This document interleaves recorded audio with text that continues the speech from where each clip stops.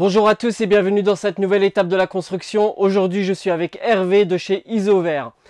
On va vous présenter comment poser et isoler un plafond de garage sur ourdi. On va utiliser des panneaux Panodal de chez Isover d'une épaisseur de 96 mm. Ces panneaux sont micro-perforés, ça va permettre la perméabilité à la vapeur. Pour un R de 3. Pour cela, on va utiliser des chevilles spécialisées, c'est Isomet Galva de 120 mm. Ils vont permettre la fixation du panneau. On va pouvoir en mettre un certain nombre, vous allez pouvoir le voir dans la vidéo, ce qui va permettre d'éviter le bâillement du panneau Panodal qui sera fixé au plafond. Alors je vous laisse visionner cette vidéo, n'hésitez pas à la partager sur les différents réseaux sociaux, n'hésitez pas à me laisser des commentaires et à me poser vos questions, j'y répondrai avec plaisir. Allez, c'est parti. Donc jamais ouvrir ici, est-ce qu'on peut tomber sur la partie alu? Toujours ouvrir sur le côté et tomber sur une moitié de panneau, comme ça on n'abîme pas les panneaux. Si vous avez une petite sacoche, c'est vraiment l'idéal pour les chevilles. Vous aurez besoin donc des fameux panneaux Panodal, vous aurez besoin également d'une perceuse et de l'adhésif tape que vous verrez tout à l'heure. Alors, au niveau des fameuses chevilles, l'idéal c'est d'en mettre 5, donc 1 au milieu et 4 sur les côtés. Comme vous pouvez le voir à l'écran, donc il suffit simplement de les tapoter légèrement afin d'éviter vraiment de trop appuyer dessus. Donc vraiment vous tapez légèrement sur la cheville. Ils vont s'enfoncer tout doucement. Ils ont un système d'accroche, donc ça se fait normalement. Il n'y aura pas de problème pour que ça puisse s'accrocher. Et au niveau du percement, vous vous assurez simplement d'éviter de tomber donc entre deux ourdis. Comme vous allez pouvoir le voir tout à l'heure, si on tombe sur deux ourdis, on sera dans l'impossibilité que la cheville ne tienne. Pour le sens de pose, bien entendu, c'est laine de verre sur le plafond et à l'inverse, donc côté visible, donc la fameuse structure alu.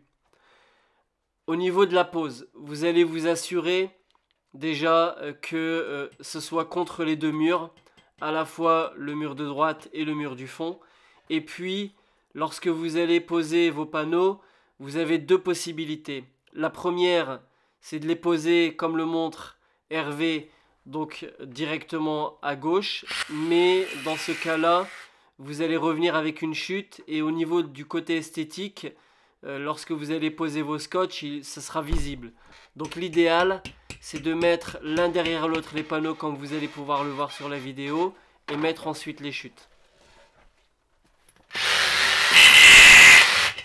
L'idéal pour ce travail, ce serait d'être deux, un qui perce et un qui met les chevilles, mais comme vous pouvez le voir à l'écran, eh bien une seule personne, classiquement, tout doucement, est capable largement de pouvoir soulever les panneaux, de les maintenir et de percer ainsi que de cheviller.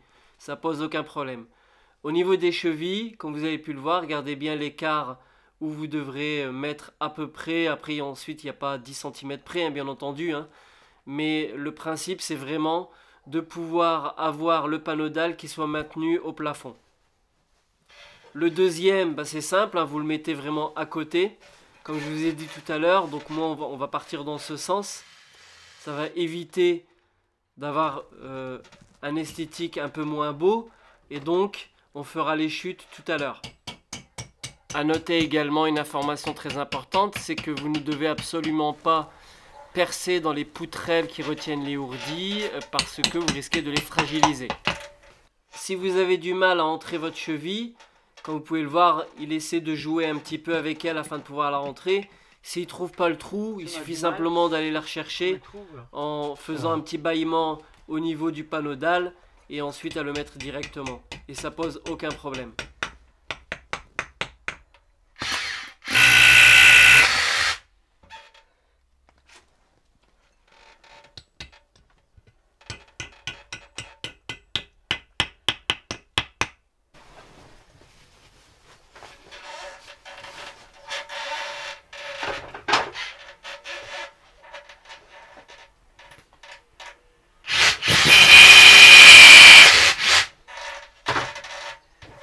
Comme l'expliquait Hervé, si on souhaite éviter les chutes, donc les pertes, il suffit de partir, donc la première qu'on met au bout, arriver jusqu'à la dernière.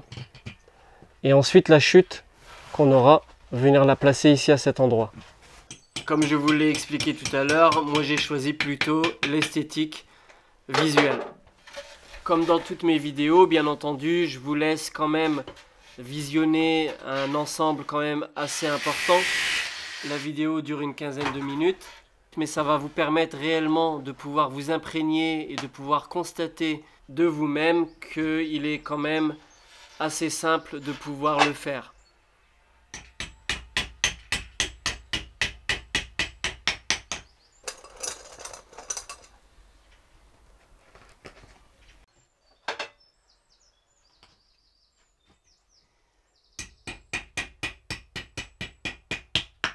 Certaines fixations ne tiennent pas parce que je tombe en fait dans le creux des deux ourdis qui est assez large.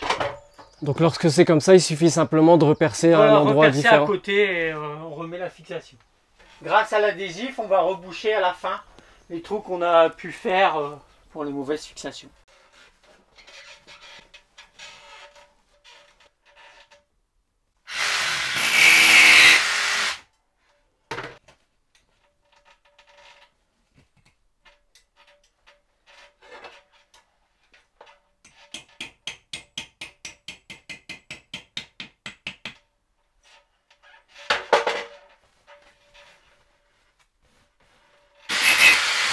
Il s'agit d'un garage de 15 mètres carrés, sachant que on a travaillé vraiment très doucement, plus des explications, les films, vidéos, etc. Eh bien, on a mis 4 heures pour le faire. Dans des conditions un peu plus rapides, il aurait fallu 2h30 maximum.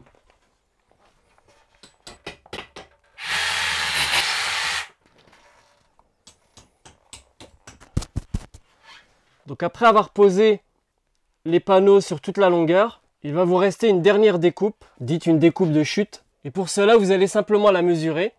Après avoir mesuré 19,2, on va simplement repérer 19,5 parce qu'en coupant, il faut toujours ajouter un petit peu quelques millimètres. Au niveau de la découpe, simplement, vous pouvez utiliser une règle pour tracer. Vous n'aurez pas besoin réellement de beaucoup de matériel pour pouvoir effectuer ces opérations. Donc tu vas utiliser un coupe-laine. Ouais. Donc, comme la laine de verre est dense, on utilise les petites dents. Voilà pourquoi on coupe un peu plus grand, quelques millimètres. C'est pour que ça puisse être vraiment entré en forçant un petit peu afin que ça permette vraiment de boucher le trou qu'il y aura, du moins l'espace qu'il y aura entre les deux. Ceci n'empêche pas bien entendu de devoir mettre des fixations quand même.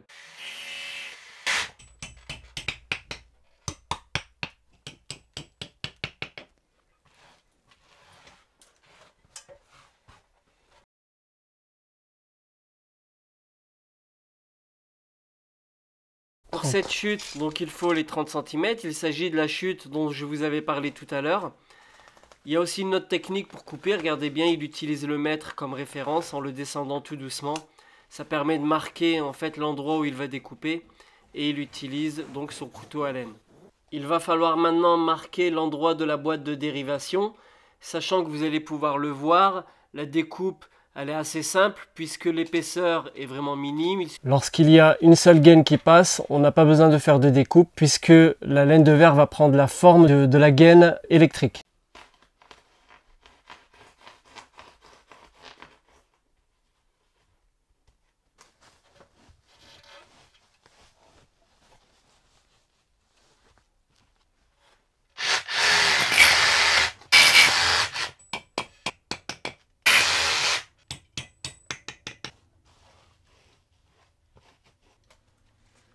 Comme vous pouvez le voir, donc moi sur toute une longueur, j'aurai mes chutes qui seront à cet endroit-là et alignées bien entendu, donc pour le côté esthétique.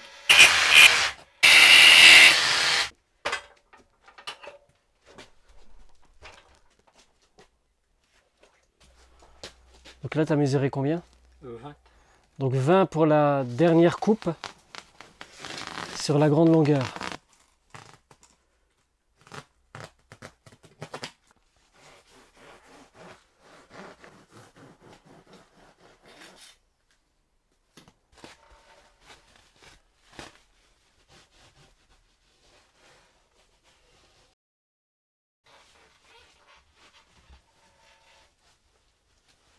La première étape du travail est terminée. Les panneaux dalles ont tous été installés au plafond sur support ourdi. Et donc maintenant il ne reste plus qu'à poser l'adhésif panneau dalle tape de chez Isover. Cela va permettre de parfaire la finition du travail. Comme vous pouvez le voir, il va tout d'abord commencer à coller le bord. Ensuite il se sert de l'envers de la main afin de pouvoir faciliter son travail au niveau de la pose de cet adhésif. Cet adhésif est assez simple puisqu'il s'arrache facilement, vous n'aurez donc pas besoin de ciseaux ou de cutter. L'adhésif va donc servir également à recouvrir donc les chevilles, mais également les trous qui avaient été faits en plus.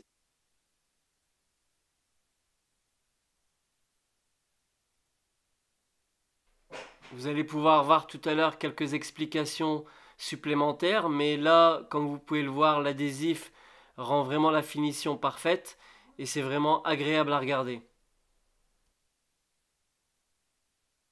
Alors nous venons de terminer le chantier donc pour la pose des panneaux dalles au niveau du plafond sur support ourdi et donc à l'aide des chevilles, donc ça s'est fait vraiment assez aisément et facilement. Le rendu est vraiment beau. En plus, au niveau luminosité, c'est très bien parce que la couche d'alu qu'il y a dessus, qui permet une perméabilité à la vapeur d'eau, eh bien en fait, ça reflète en fait la lumière du jour. Et donc en fait, on a l'impression qu'on est vraiment dans un garage qui est beaucoup plus lumineux. Je vais faire en sorte à ce que les personnes qui visionnent mes vidéos puissent eux aussi comprendre pourquoi c'est de cette manière-là qu'il faut le faire et pourquoi c'est aussi important. Alors, il ne faut pas oublier une chose, c'est que ça m'a paru extrêmement simple. Oui, c'est simple et puis léger, donc facile de pose. On peut faire ça tout seul ou à deux.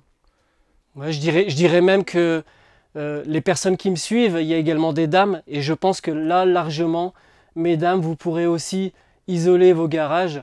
Oui, bien sûr, parce que c'est très léger. Moi, je dirais que c'était vraiment simple d'utilisation pour pouvoir le faire. J'en suis extrêmement satisfait. Je te remercie et je remercie Isover de m'avoir permis cela. Merci aussi à vous. À bientôt. À bientôt.